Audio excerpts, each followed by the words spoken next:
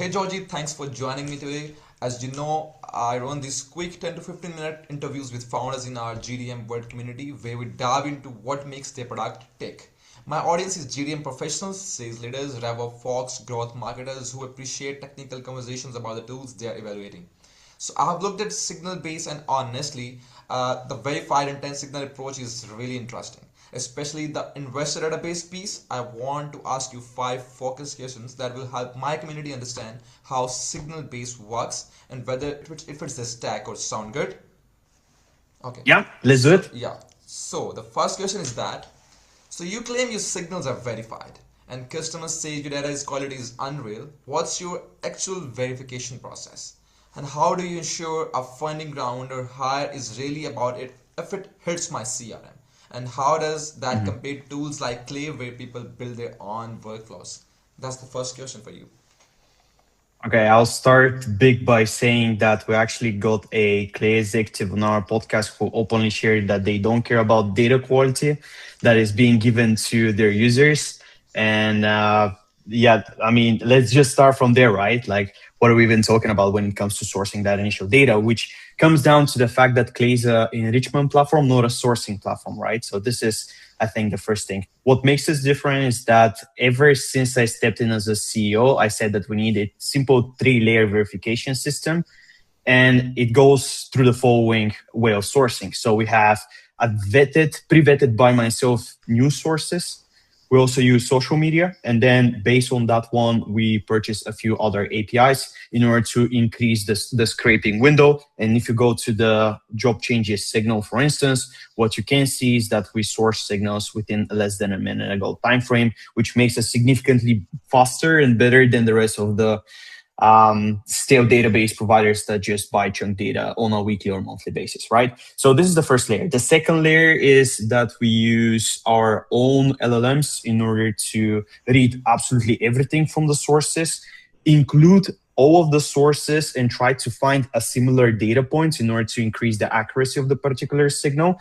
And only then, if we don't have a certain level above 80% of accuracy, then we have someone manually checking it like a VA, which includes also a third layer of verification. And all of this runs every freaking day, every second, every minute, right? So that's how we That's manage great. to get a large chunk of data.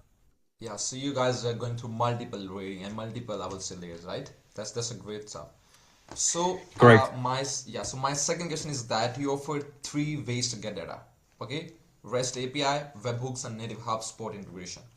And for a mid-sized sales team that's not super technical, which should they start with and why? Like, what's the difference between in setup time and signal freshness?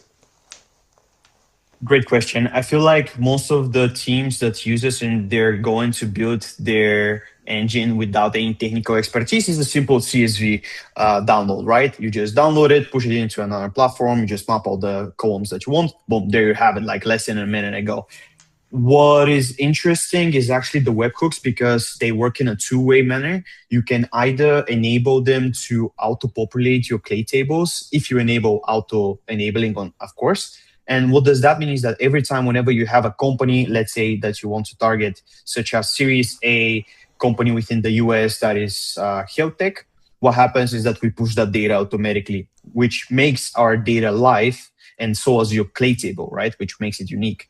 On the other side, the secondary use case is to push data. So you just select all the companies that you want, and with a simple push function, just transfer it to your clay table. So I would say this is by far the easiest way how to navigate around it. And of course, we have a native HubSpot integration, which includes the personal level data and company-based data, so you can have it in your CRM and run additional automations there. Yeah, that was great stuff. So, my third question is that your homepage says 90% of your market isn't ready to buy. So, how does Signal Base help teams identify the 10% that is, right? What combination of signals typically indicates the strongest and buying intent, and can teams layer multiple signals together, like sales B finding plus VP sales high, something like that? Mhm. So just to answer first this, it's something that we're creating as we speak, a complete company profile. So imagine if you have in the one folder both their funding round with all of the sources together with their new open job. and the recent job change that we have. It's quite powerful, and especially if you push this to Clay, then you have to happen a complete overview of particular account in your hands. Now we don't do that yet. Currently, we just source unique accounts per signal, which is funding, acquisition, or job change. But it's something that we definitely have on the product roadmap.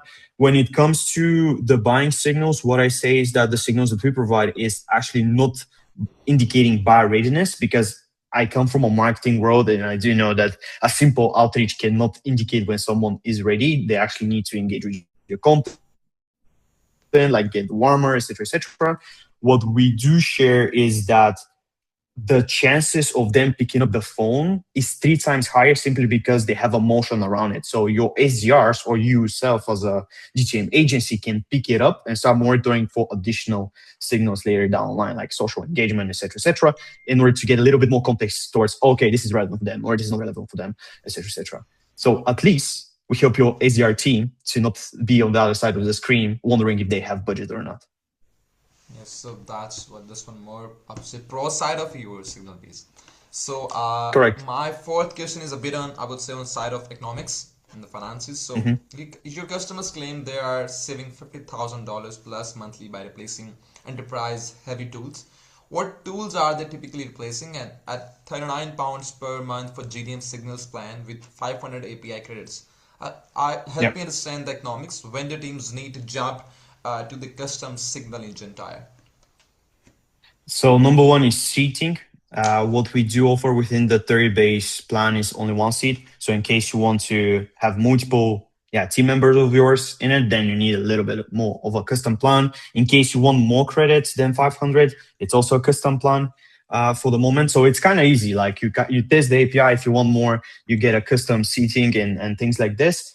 When it comes to the unique economics, what you're reading is actually a use case that we got from an in-house sales team that is currently within 30 million of MRR. There is another use case for agencies, which is approximately 5 days of manual workflow buildings and 20,000 euros of additional Clay credits in enrichment and things like this, simply because of the fact that the validation of the data is where it gets harder, right? Like sourcing It's kind of is hard. okay, but the initial incrementality of the data is where SignalBase comes to play. So that's how pretty much it goes. As for the 50K use case, previously they had the highest possible degree subscription within Clay, so between 700 euros a month all the way up to 3K, depending on what you do and how you do it. Then you layer Six Sense, then you layer all of these very heavy enterprise tooling, which claim to be all-in-one, and throwing the whole value proposition of get ready to buy leads, but ultimately everyone know that's bullshit. Excuse my language. Yeah. So yeah, that serves the purpose. So my last question, most probably the last question, will be that if one of your testimonials says they pulled 332 companies fast with unreal quality, walk me through that. What a team should expect in the first 30 days, and how many Mhm. signals should they see daily for their ICP, and what's a realistic timeline to close their first deal from a signal based signal, like a Yeah. signal coming from your The source. the use case comes actually from one of the Clay Club owners in Manila. So shout out to Ericson. He's a great guy. That case study comes simply because of the fact that he managed to create the live monitoring flow from SignalBase around Series A companies in the US and things like this. And it's ultimately the whole webhook, right? So he just select the filters in 3 minutes, push it to his Clay table, and then the data populated. In regards to how many results you guys can expect, that very much depends. But just to put it in perspective, on the job changes side, we source between 8 to 9,000 signals a day. And then if you put it in perspective to the rest of the signals that we have, for instance, the signal one, we have around 70,000 and counting. So it just updates in real life. Unfortunately, I cannot say, give a like per exact number because it depends on the use case, but that's the reason why we have a free trial in place, so you can give it a spin. Yeah, thank you for answering that. And this question, I would say, is the last because we have enough Sure. time for that. So, I read something really interesting. So you have an investor database tracking VCs, angels, and I would say PE firms. Is that right? Hmm.